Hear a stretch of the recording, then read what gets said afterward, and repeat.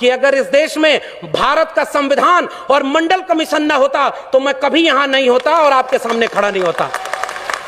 तो जिस सीढ़ी से चलकर मैं आया हूं वो सीढ़ी मेरी आंखों के सामने तोड़ी जा रही है, और मंच पर आकर के मैं आपसे तालियां बजवाने के लिए वो बात कहूं कि सब लोग खुश हो जाएं और कल को मुझे वाइस चांसलर बना दें। वो वाइस चांसलरी किस काम की है कि कल वापस जाके जब मेरे लोग मुझसे पूछेंगे मेरी नौकरी बर्बाद हो गई, शिक्षा बर्बाद हो गई, रोजगार बर्बाद हो गया, तुम उन लोगों के साथ बैठ करके कह रहे थे जय भीम जय मंडल। ये सबसे बड़ा खतरा है। उन लोगों को पहचानिए जो आपके वैचारिक दुश्मन हैं। मैं ओबीसी समाज से आता हूं और मैं ओबीसी समाज को एक शिकायत करता हूं। इस देश में ज्योतिबा फूले माली जाति से आते थे, ओबीसी थे। डॉक्टर अंबेडकर ने उन्हें अपना तीसरा गुरु बनाया था। शाहू जी महाराज ओबीसी जाति के थे। पेरियार चरवाहा समाज के थे। ओबीसी घरों में इनकी तस्वीरें नहीं है। शिवदयाल सिंह चौरसिया 1928 में बिहार में और उत्तर प्रदेश में आदि हिंदू सभा बनाए, और जब हिंदू लोगों ब्राह्मणों के पास गए और उनसे कहे कि मैंने आदि हिंदू सभा बनाया है, इसकी मेंबरशिप ले लो, तो ब्राह्मणों ने कहा हम हिंदू थोड़े ही हैं, हम तो आर्य हैं। तब चौरसिया साहब खड़े हुए और उन्होंने वो पर्चा फाड़ के कहा जब तुम हिंदू हम हिंदू, हम तो ये समझते थे दोनों एक हैं, और जब तुम हिंदू नहीं तो हम भी हिंदू नहीं। और उन्होंने उसका नाम बदल कर कहा depressed classes league, backward classes league. 1948 में उसका लखनऊ में सेमिनार कराया और उसकी अध्यक्षता करने के लिए पेरियार और डॉक्टर अंबेडकर को बुलाया, तब जाके बहुजन एका बनी थी। बस खतरा यह है कि उन लोगों को पढ़ने ही नहीं दिया गया। पनवाड़ी घरों में शिवदयाल सिंह चौरसिया का नाम नहीं है। मेरे अपने यादव घरों में पेरियार ललई सिंह यादव का नाम नहीं है। पेरियार ललई सिंह यादव ने क्या कहा था, मैं उनकी बात कह के रहा हूं, बलिदान न सिंह का होते सुना, बकरे बलिवेदी पर लाए गए, न काटे टेढ़े पादप गए, सीधों पर आरे चलाए गए, विषधारी को दूध पिलाया गया, विषहीन सदा तड़पाए गए। ये कहा था पेरियार ललई सिंह यादव ने।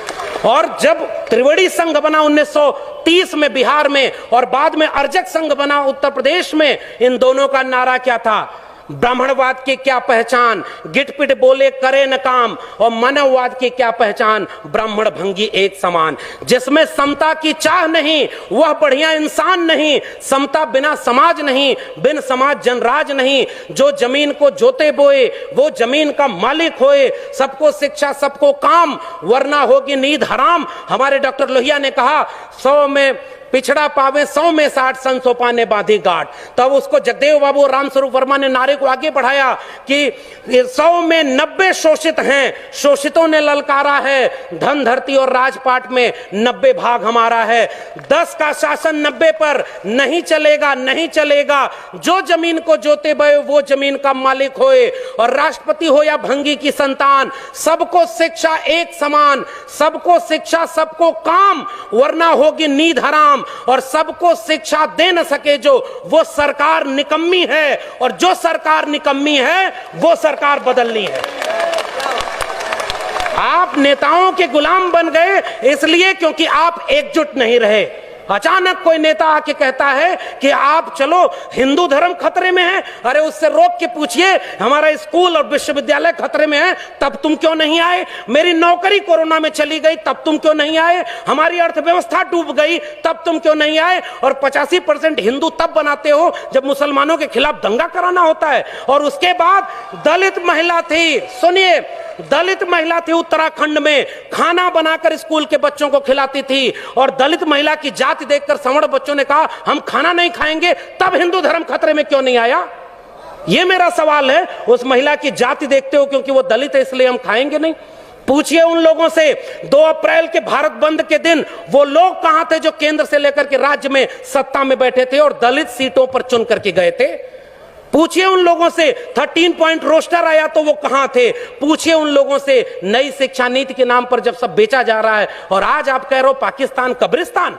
इस देश में हिंदू मुस्लिम की आग तब लगाई जाएगी जब दलित पिछड़े आदिवासी बच्चे अपनी शिक्षा और रोजगार और स्वास्थ्य की बात करेंगे। आज इस देश में एक दलित को राष्ट्रपति बना दिया गया और हाथरस में बेटी को पेट्रोल डाल के जला दिया, तब उस राष्ट्रपति की क्यों जय जवान खोली? यह सच पूछना जरूरी है। और आपने मुझे आमंत्रित करने का जोखिम लिया था, मैं अपना काम करके जा रहा हूं। आपने ये बात जो कही थी ऐसे मंचों पर आप हमें नहीं भी बुलाएंगे तब भी भारत के संविधान और मंडल कमीशन ने एक नौकरी दे दी है, हम वहां गुजारा कर लेंगे, हमें आपका वोट नहीं चाहिए। लेकिन मैं चाहता हूं कि इस मंच से घर जाने के बाद ये महिलाएं और बच्चियां, ये नौजवान अपने घर में अपने बाबूजी से पूछें कि आप तो धर्म को बचाने गए थे, मेरी शिक्षा, मेरी रोजगार, मेरी नौकरी और मेरे देश को बेचने वालों के साथ क्यों खड़े थे? ये सवाल आपसे पीढ़ियां पूछेंगी। मैं जानता हूं कि मेरी बातों का कोई असर नहीं होगा, पता नहीं अगली बार आप बुलाएंगे भी कि नहीं बुलाएंगे। लेकिन मैं ये बात कह के जा रहा हूं, जंगल में आग लगी, चिड़िया पानी डाल रही थी और कुछ चिड़िया उस पेड़ से उड़ नहीं रही थी। कविता लिखी है कि आग लगी इस वृक्ष को, जलने लागे पात, उड़ते क्यों नहीं पक्षियों जब पंख तुम्हारे पास। उन पक्षियों का जवाब ध्यान से सुनिएगा, फल खाएं इस वृक्ष का, गंदे कीन्हे पात, धर्म हमारा यही है, जले इसी के साथ। आपके लोग आपको छोड़ करके जो चले गए अपनी सत्ता और कुर्सी के लिए, बाबा साहब के सबसे अच्छे वारिस, सबसे बड़े वारिस ने एक किताब लिखी है, उसको पढ़िएगा, चमचा युग। उस किताब में कई किस्म के चमचे लिखे हैं। 1932 में पूना पैक्ट, आज लोग कहते हैं गांधी बनाम गोडसे, गोडसे की मूर्ति और गोडसे के नाम पर इस देश में दंगा। बाबा साहब ने कहा, और यह बात हमें समझनी चाहिए, अपने पुरखों का केवल नाम लेके फोटो पर माला चढ़ा रहे हैं, नौजवानों की पीढ़ी को समझाइए, नहीं तो कल को आज रामायण देख रहा है टीवी पर, कल राम मंदिर बनवाने चला जाएगा, आपका घर लुट जाएगा, वहां आप खड़े हैं।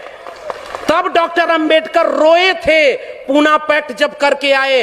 गांधी को 3 गोलियां मारी थी उन लोगों ने जो आज शासन कर रहे हैं। वो हमसे कहते हैं हमारे पुरखे ने गांधी की जान बचाई है, उन्होंने 3-3 गोलियां गांधी के सीने में मारी है, हम वो लोग हैं।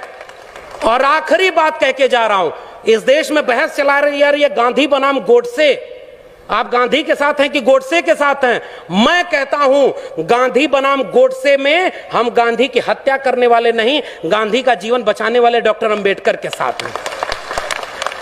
पेरियार ईवी रामास्वामी नायकर और गांधी की बहस में हम पेरियार के साथ हैं, भगत सिंह और गांधी की बहस में हम भगत सिंह के साथ हैं। हम डॉक्टर अंबेडकर और गांधी की बहस में गांधी की नहीं डॉक्टर अंबेडकर के साथ हैं, और गांधी और लोहिया की बहस में हम लोहिया के साथ हैं। ये हमारी विरासत है। आने वाली पीढ़ियां हमसे पूछेंगी, साहब कि जब देश लुट रहा था, आपके बच्चों का भविष्य बर्बाद किया जा रहा था, दंगाई बनाया जा रहा था, तब आप